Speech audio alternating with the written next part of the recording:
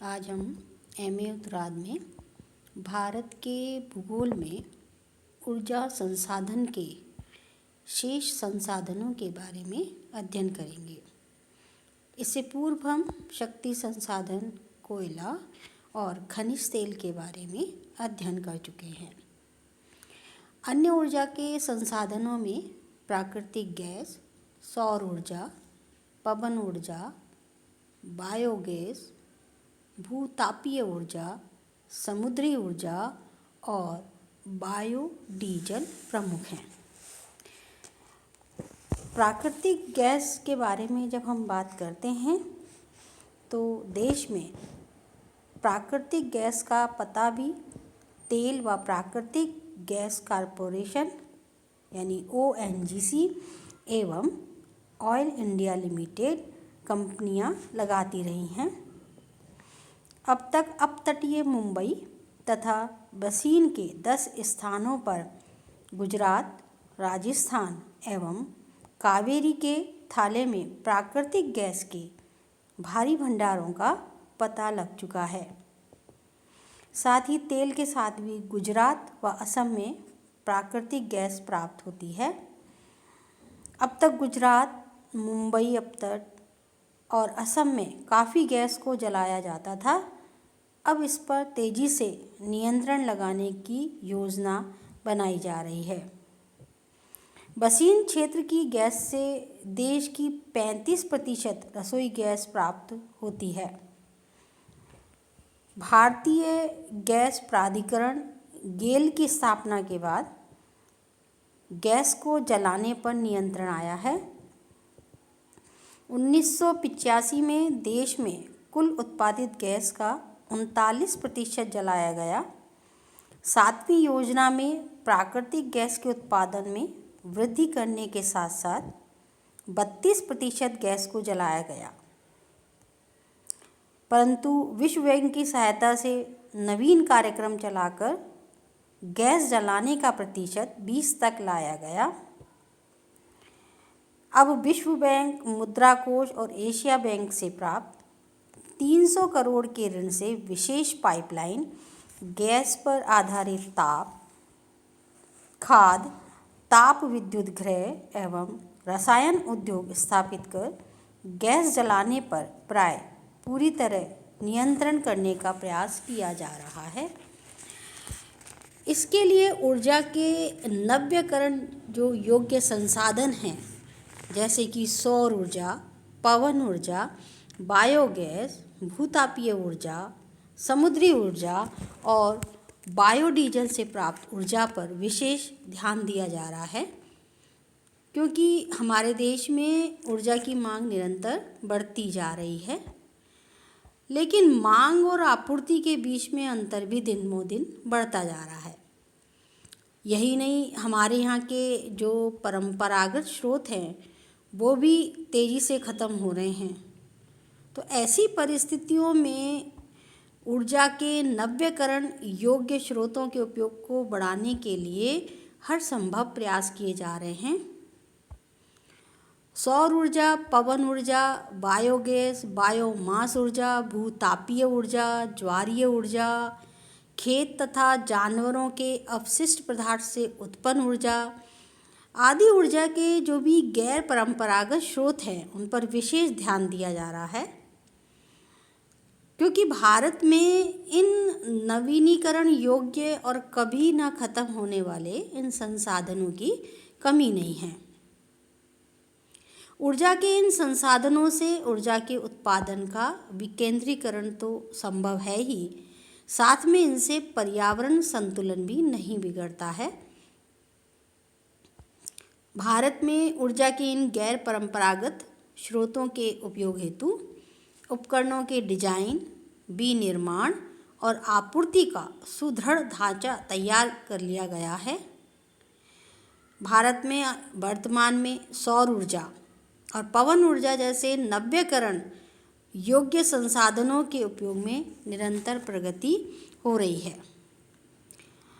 सौर ऊर्जा की जब हम बात करते हैं तो सूर्य से ऊर्जा उत्पादन में हम सौर प्रकाश को ताप में रूपांतरित किया जाता है इस हेतु प्रत्यक्ष और अप्रत्यक्ष सौर तापीय प्रणालियां विकसित की गई हैं।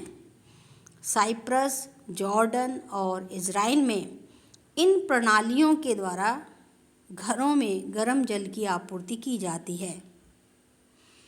फोटोवोल्टाइक तकनीक सूर्य प्रकाश को सीधे ही विद्युत में बदलती है। हमारा देश उष्णकटिबंधीय देश है।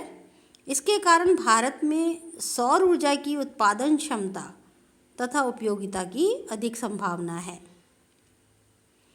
यह लगभग 20 मेगावाट प्रति वर्ग किलोमीटर प्रति वर्ष है। देश के विभिन्न भागों में सौर ऊर्जा दिनों दिन लोकप्रिय हो रही है। इसका उपयोग खाना बनाने, पंप द्वारा जल निकालने, पानी को गर्म करने, प्रशीतन तथा सड़कों पर रोशनी के लिए किया जा रहा है। सौर ऊर्जा का उपयोग शीत ऋतु में ठंडे क्षेत्रों में भवनों को गर्म रखने के लिए भी किया जा सकता है। देश में कई स्थानों पर सौर संयंत्रों की स्थापना की गई है और देश का सबसे बड़ा सौर संयंत्र गुजरात में भुज के पास माधोपुर में स्थापित किया गया है। देश में सौर ऊर्जा से विद्युत उत्पादन करने का एक बड़ा केंद्र मथानिया, जोधपुर में भी बनाया गया है। भविष्य में थार मरुस्थल सौर शक्ति का सबसे बड़ा केंद्र बन सकता है। खाना बनाने के लिए विश्व की सबसे बड़ी सौर वाष्प प्रणाली राजस्थान के माउंट आबू में स्थापित की गई है। सौर ऊर्जा की तरह ही पवन ऊर्जा से का भी तेजी से प्रचलन बढ़ा है। पवन से ऊर्जा प्राप्त करने के लिए पवन चक्की लगानी पड़ती है। प्रारंभ में पवन चक्की को स्थापित करने में लागत आती है। पवन ऊर्जा को शक्ति उत्पादन हेतु तथा ग्रामीण क्षेत्रों में आटा पीसने, सिंचाई करने आदि के काम में लाया जा रहा है। पवन ऊर्जा की दृष्टि से गुजरात, तमिलनाडु, आंध्र प्रदेश, कर्नाटक, केरल, मध्य प्रदेश, महाराष्ट्र, राजस्थान आदि महत्वपूर्ण राज्य हैं। देश में सबसे बड़ा पवन फार्म गुच्छ तमिलनाडु में स्थित है। इसकी उत्पादन क्षमता 150 मेगावाट है। गुजरात में भी पोरबंदर, सोमनाथ क्षेत्र में पवन फार्म स्थापित किए गए हैं।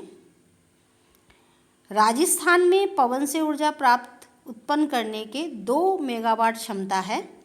3 संयंत्र जैसलमेर, चित्तौड़गढ़ और जोधपुर में स्थापित किए गए हैं। निजी क्षेत्र द्वारा भी जैसलमेर में पवन ऊर्जा संयंत्रों की स्थापना की गई है। भारत में कम से कम 45,000 मेगावाट की पवन ऊर्जा की क्षमता आकी गई है। जर्मनी, अमेरिका, डेनमार्क और स्पेन के बाद भारत का इस दृष्टि से विश्व में 5वां स्थान है, जो कि पवन ऊर्जा में तेजी से बढ़ रहा है। बायोगैस भी ऊर्जा संसाधन के रूप में अपना महत्व रखती है। ग्रामीण क्षेत्रों में घरेलू उपभोग के लिए झाड़ झंखाड़, कृषि के अवशिष्ट, जीव जंतु और मानव के मलमूत्र के उपयोग से बायोगैस पैदा की जाती है। जैव पदार्थों के अपघटन से गैस बनती है। इस गैस की तापीय जो क्षमता होती है मिट्टी के तेल, उपलों, लकड़ी के कोयले की तापीय क्षमता से अधिक होती है। भारत में 3 बायोगैस केंद्र कोयम्बटूर, उदयपुर और पूसा में स्थित है। इस गैस की तापीय क्षमता मिट्टी के तेल, उपलों और लकड़ी के कोयले की तापीय क्षमता से अधिक होती है। 2007-8 के दौरान देश में बायोमास ऊर्जा प्रौद्योगिकियों तथा चीनी मिलों से प्राप्त गन्ने की खोई से 266 मेगावाट विद्युत की अतिरिक्त क्षमता का सृजन किया गया। इस समय इन दोनों तकनीकों से 1500 मेगावाट से अधिक विद्युत पैदा की जा रही है। गन्ने की खोई वाली विधि से 100 चीनी मिलें 950 मेगावाट अतिरिक्त विद्युत उत्पादन कर ग्रिड को उपलब्ध करा रही हैं।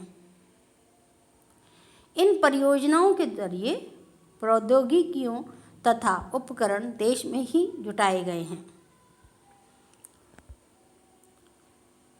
देश में बायोमास से विद्युत उत्पादन की अनुमानित क्षमता 19,500 मेगावाट है। इसमें देश की वर्तमान चीनी मिलों में गन्ने की खोई पर आधारित 3500 मेगावाट उत्पादन की अतिरिक्त क्षमता शामिल है।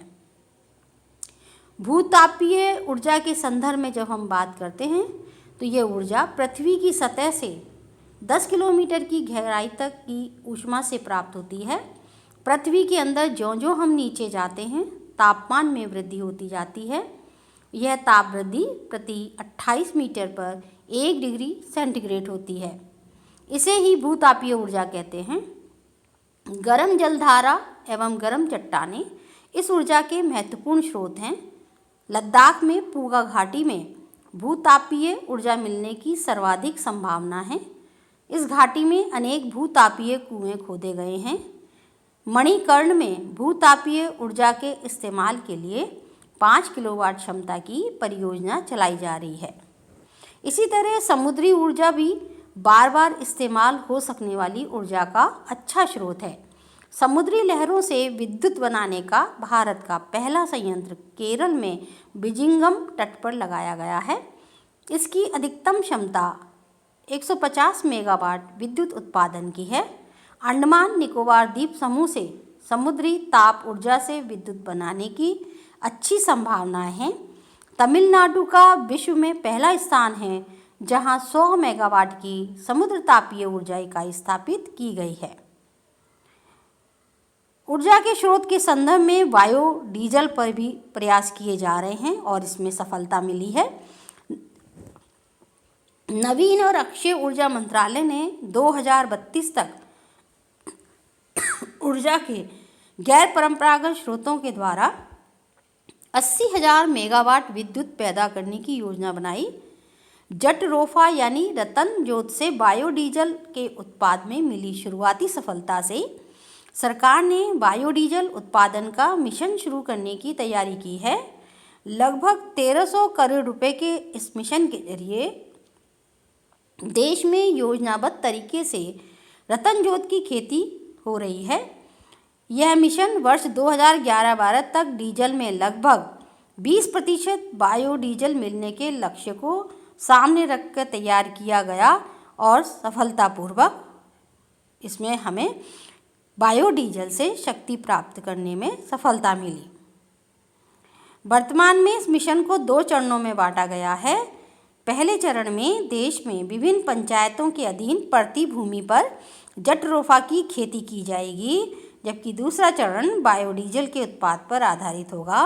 इसके अंतर्गत लगभग 5 लाख हेक्टेयर भूमि पर जटरोफा का उगाया जाना है और इसके द्वारा ये संभावना है कि आने वाले समय में भारत में शक्ति के संसाधनों के संदर्भ में हमको कमी नहीं रहेगी। धन्यवाद।